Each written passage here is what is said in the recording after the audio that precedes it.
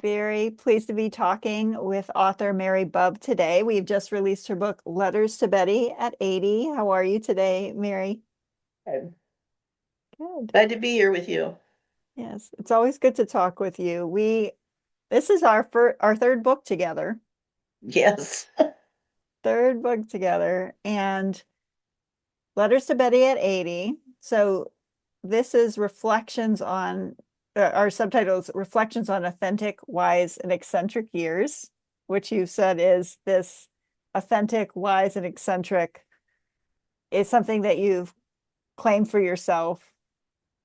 Can you Right, talk a little bit about right. those words and what those mean to you? Sure. Um, Many long years ago, I belonged to a group of women called Bethany, and we Mm, were doing workshops and retreats for other women, usually in church settings. But we also took the time to get to know one another and to start to have some awareness of ourselves. And one of our weekends, every 6 weeks or so, we would take a long weekend together. And mm, one of us would facilitate that, so it was like a retreat. mhm, And one of the times we were together, the question was, what are the characteristics or attributes you want to develop as you age, as you get older? In other words, who do you want to be when you grow up? mhm, And mine was, I wanted to be authentic, eccentric, and wise. mm, And so that just, I kind of was actually probably pretty flippant when I said it, but it stayed with me all these many years now. And so when I feel like I need to get grounded or come back to my center, I just look at that, especially authentic. I think mm, I've really tried to be that. Now that I'm 82, I am recognizing some of the wisdom moments. mm. And when I go to my closet in the morning to get dressed, I'm like, what looks eccentric today? How can Yes, I be eccentric today? love it. But I think that I'm probably eccentric just by some of the way my life has evolved, some of the Mm, things that I've done. mhm, I would mhm, never have guessed that at my age, I'd be writing a book, much less 3 books in 2 years. mhm, So I think you have to be a little eccentric mhm, to do that, to put aside, some of the norms that we mhm, talk ourselves into. mm. So that's where that came from. And I want to give a little background and talk about Letters to Betty, the first book that we published at Greenheart Living Press. So both that book and this book are written in a similar style, right? They're journal entries that you were writing along the way. What inspired you to write Letters to Betty, the first book? Okay, so excuse me. Don, my husband, died, Hmm. and I knew that because of the things that I've done in my life, I knew that I had to find a process or a way to process what was happening to me. I had to find a way to stay centered and be for my family and still recognize what that journey was about. Hmm. And Hmm. so um, writing letters to Betty seemed to fit the bill. I mean, there's no one moment when consciously said, gee, maybe I should write letters. It wasn't Hmm. like that. I've never been a person who journaled regularly. Mm. Um, but when my kids were teenagers, there was a song about you can call me Betty, and Betty, if you want, you can call me Elle. And it Hmm. was about a relationship, a supportive relationship. And so through the years, we've teased each other about that and said, you can call me Betty, and some days, Betty, I'll call you Elle. And Hmm. that stayed with me. And so Mm. one day I just started writing Dear Betty, Mm. and it just became a really important practice for me. And as I would have thought that it would be hard and that I'd never been disciplined enough to stick with journaling or doing that, I really liked writing letters to Betty. Mm. Um, I still have some friends who, well, a lot of my friends are now either gone or they've moved to warmer climates. Hmm. And so getting a card in the mail or a letter from them periodically, aside from email, Hmm. it's still exciting. It's still fun to get something in the mailbox. So Hmm. writing letters to Betty seemed like a good fit. Hmm. And how did that evolve into Letters to Betty at 80? What Well, when was I that finished like? letters to Betty, The Anatomy of One Woman's Grief, I didn't, then I wrote, And So It Goes, which is Hmm. this one. This is Hmm. just a little companion book to the first book.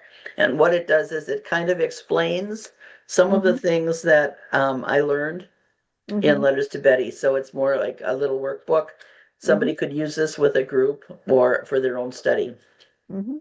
And then I finished that, and then I didn't do anything for a little bit. And then I recognized that I was missing that piece. Hmm.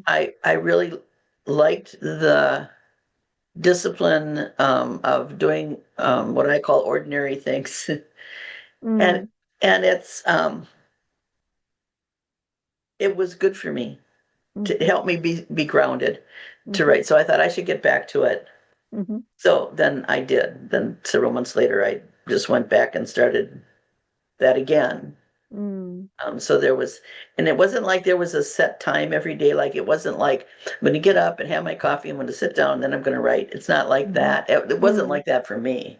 Hmm. For me, it Hmm. was more, I'm going to do whatever I have to do my ordinary things, and write to letter and write to Betty. Hmm. And if I Hmm. wouldn't do it for a few days, I'd go, oh, I didn't write to Betty. I better do that. So Hmm. sometimes it would be middle of the day. Sometimes it would be in the evening. It would be whenever that thought came to me or when I felt like I needed to be in touch with Hmm. my imaginary friend, Betty. Hmm. Hmm. I always, when I say that, I always think that sounds a little schizophrenic. I love it. Well, aren't we all a little? Yeah, we all are. Yeah. No, I love it. And obviously there's something about it that I feel, I don't know. Obviously my name's Elizabeth. Both my grandmas were named Betty. Like there's something about it that feels very special to me. So I love that we've gotten to work on this together. It feels, I don't know, very special to my heart to have gotten to do with you. And you, before we started recording, you were talking about how you never set out to be helping people with their grief. You didn't really ever imagine that this would be a thing that you were working on or doing now. Um, and it certainly opened up for you a lot of different ways that you've been helping people. And we didn't publish Letters to Betty that long ago. I looked back and it was in January of last year of 2025, and we just are in March of 2026. How have things changed for you, or what opportunities have come up, or what different ways are you showing up to help people since we did Letters to Betty? The first Since one, the that was anatomy. yeah, Yeah. how that was released. Um, well, there were a couple of different things happened. But one of the things that came out of that was um, I got to know the local funeral director fairly well. I don't know, I think Hmm. we still call them funeral directors. I think so. I don't know. And, Or they probably have sometimes a I different wonder if my title now. I language don't is know. antiquated, I have Right. antiquated language. Um, Right. but I started, I've always, part of my history is in religious education Hmm. and retreat work and spirituality work and those kinds of things. Hmm. And so it came to my attention that there were people who could not afford to have memorial services or Hmm. um, celebration of life for Hmm. their friends, their family, people that have died. Hmm. And so I offered that service to him. I said, if you Hmm. ever have anybody like that, I'd be more than willing to do that for them pro bono. Hmm. And Hmm. he said, would you do it if it wasn't pro bono? I love that. I guess so. I guess Yeah. so. But so Mm-hmm. since then, I've done maybe 4 or 6 of those, Mm, mm, and it's really been an honor and a privilege mm, to walk that journey with people, strangers that mm, I get to know just, some most of the time on the phone, interviewing them, asking them what they'd like, what they, what their favorite songs, what their, mm, um, is there a poem or is anybody want to speak? mm, So that's one thing that came out of all of it. mm, Um, I've certainly got a greater awareness of myself, alone. mm, So I say I'm not really lonely. I mean, sometimes I'm lonely, but mm, I'm not usually lonely, but I am mm, alone. mm, And so that's a different way of being and I'm in the house that we built together. So I have no mm, intentions of moving out of this house. mhm, So there are lots of memories here about when we built the house and living together in this house. I mhm, don't think I'm ready to let that go. mm, So I'm just learning a lot about, mhm, again, it's almost like the uh, calendar turns and we go mm. full circle back to those early days after school when you think, oh, I'm alone. I can do what I want. Right, right. No. Yeah, So and that distinction between being alone and being lonely, there's a distinction there. It sounds like you're more aware of that. I've just learned so many things about one of the other things that's come about unexpectedly is I can be in a conversation with anybody. Maybe it's at church or lunch with somebody or whatever, even the funeral director. Hmm. And invariably, the topic will come up about death or dying or grief and I have those tools now. I Mm, have quite a few tools in my toolkit mm, to um, to share with people. mm, And when it happens organically like that, it's just very heartfelt and natural. mm, And I like that. mm, mm. That's beautiful that you can step in and be there for people in that way during a very difficult time for people. It is. Mhm. And again, it's through the things that I learned in writing letters to Betty.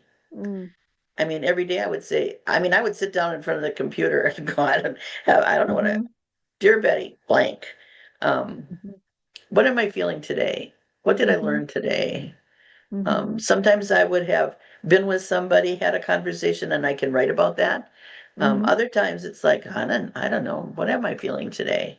mhm, So I'm very blessed to be able to. I have this office that I'm sitting in now.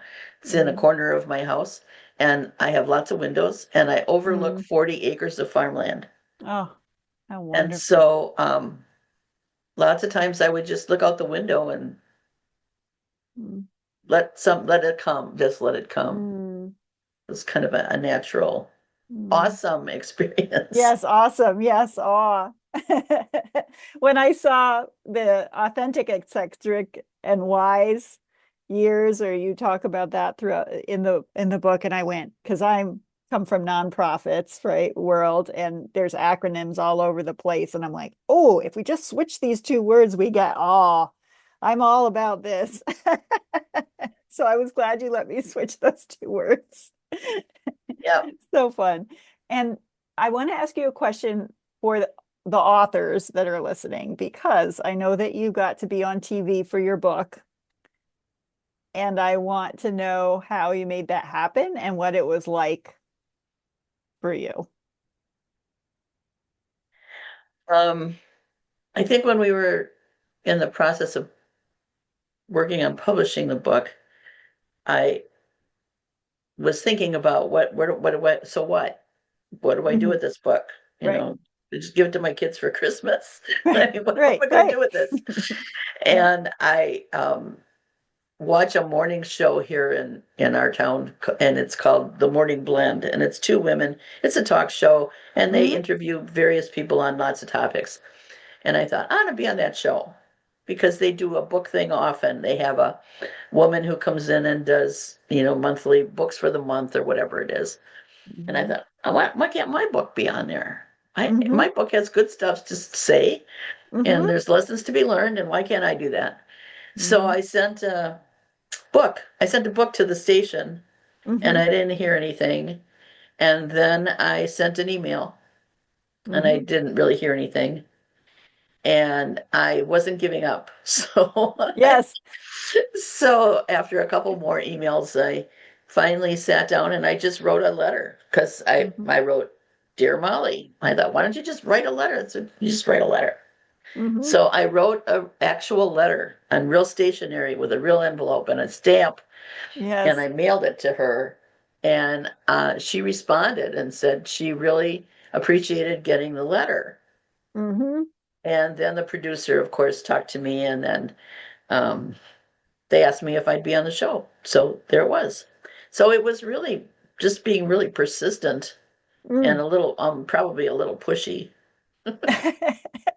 Well, I love you saying this because a lot of people have a dream of being on TV like you did, right? They might see, you know what, I could be there. I could be t talking and be interviewed. I have something important to say, but they think it will magically happen to them, that someday they'll get a call out of from where, I don't know. They think it will magically happen, or they try to pitch it to somebody one time in some way and it doesn't land and then they give up.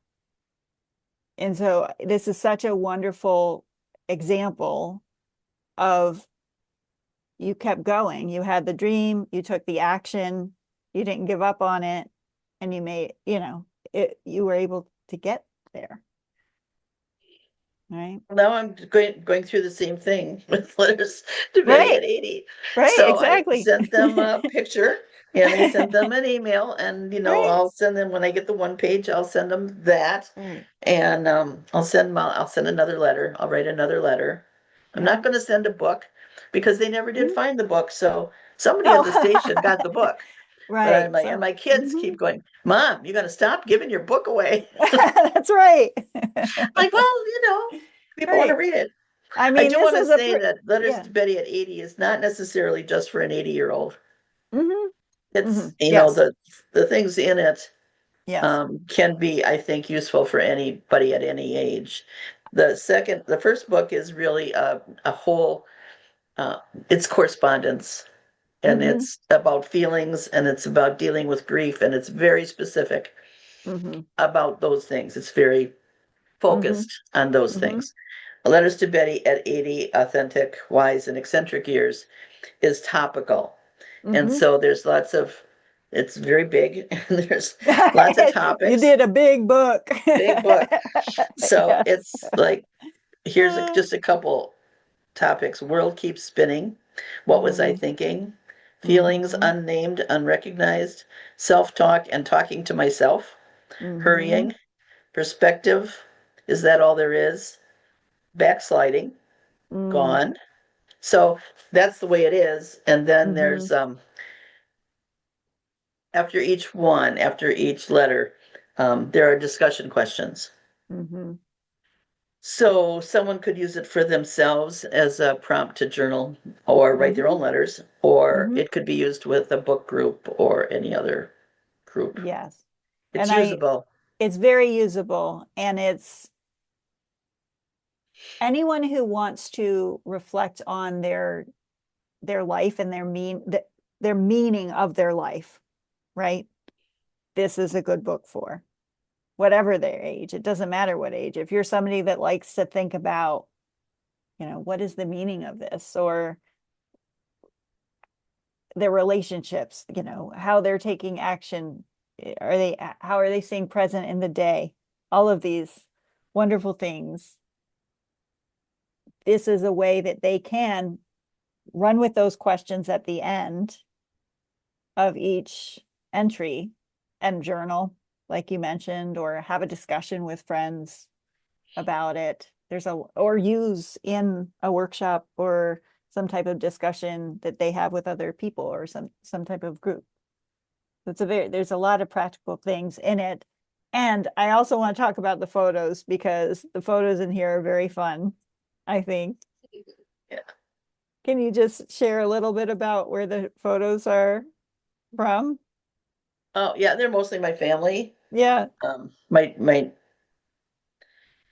we were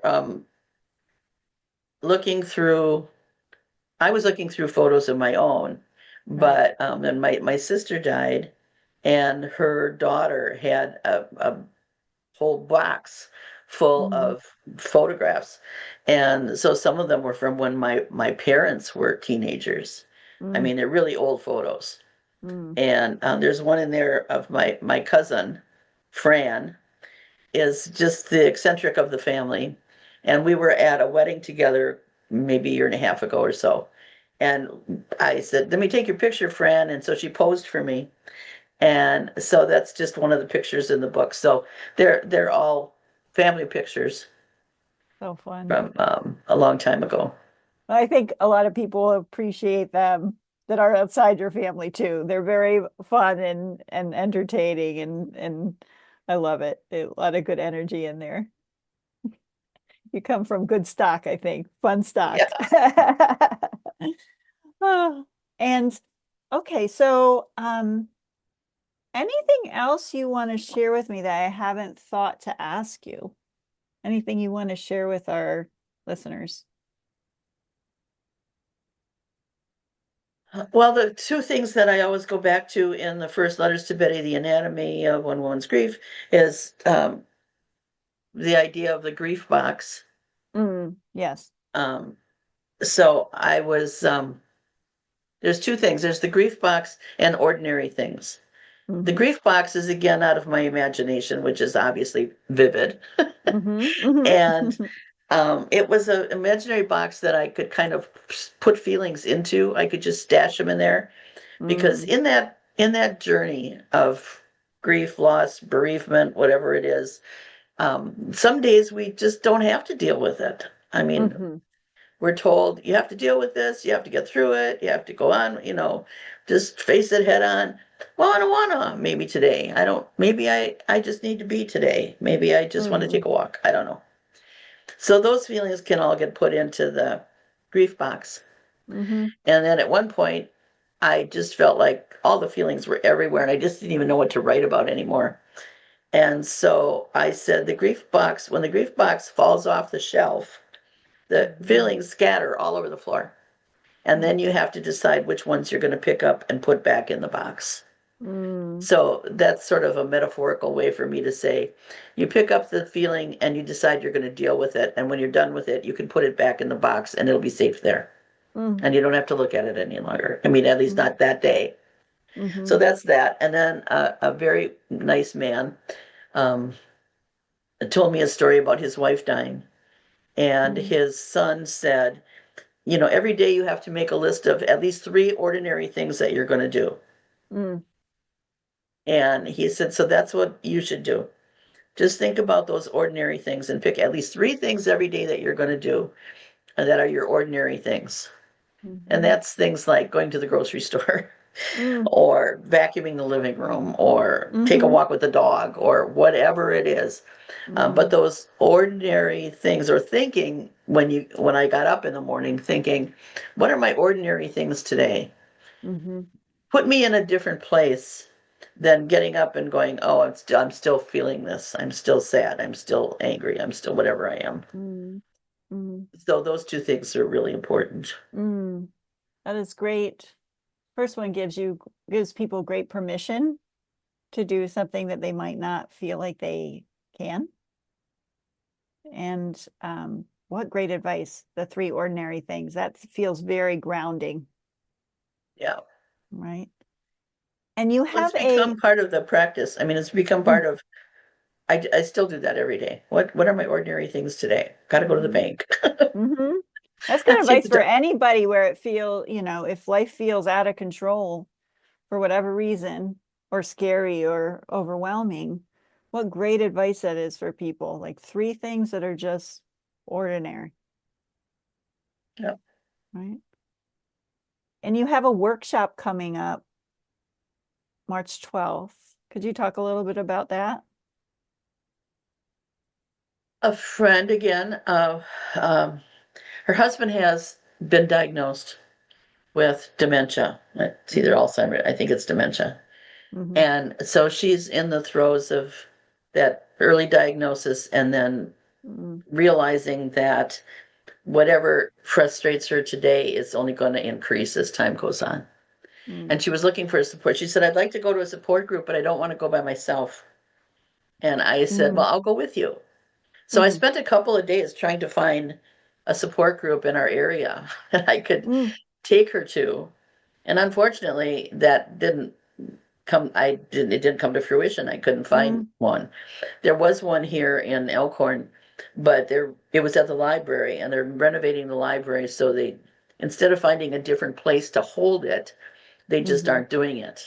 Mm-hmm. So, you know me, I said, I'll just do it myself. That's right. So I talked to the people at my church and I said, I want to do this Oh. workshop Mm-hmm. about grief and loss because grief is the side effect of loss. And it can be any kind of loss. Mm-hmm. Lost job, lost partner, lost pet, Mm-hmm. lost sense of yourself, any kind of loss. Mm-hmm. And so that's what I'm doing. So I'm calling it Let's Talk About It. Mm-hmm. And so what we're going to do is create a gathering circle to rest, reflect, and reconnect, and hopefully build some sort of support group out of that Mm-hmm. so that people can come and share their stories and whatever their experience of loss at the moment is, Mm-hmm. um, we'll talk about it. Mm-hmm. That's so wonderful. And I love I love that you you see a need for something, you're like, it doesn't exist. You instead of just complaining about it, like a lot of people do, you actually went, well, let's do it. Let's make something. Do it. Let's create it. And sometimes in my life, that's the bane of my life Right. is just do it. It's probably caused you problems too, right? Just, Exactly. yeah, let's just do it. Let's just do it. Well, congratulations on publishing this third book, Letters to Betty at 80. It is available on Amazon in both paperback and ebook. Your website is marybubauthor.com. Did I get that right? I think I got that right. So people can find you there as well. Thank you so much for taking the time. Thank you for dedicating portions of your day and life to writing and creating and to helping other people. And it's been lovely working with you and creating with you. And so nice Thanks to for talk with you publishing. today. You're welcome. Happy to do it. Thank you, Mary.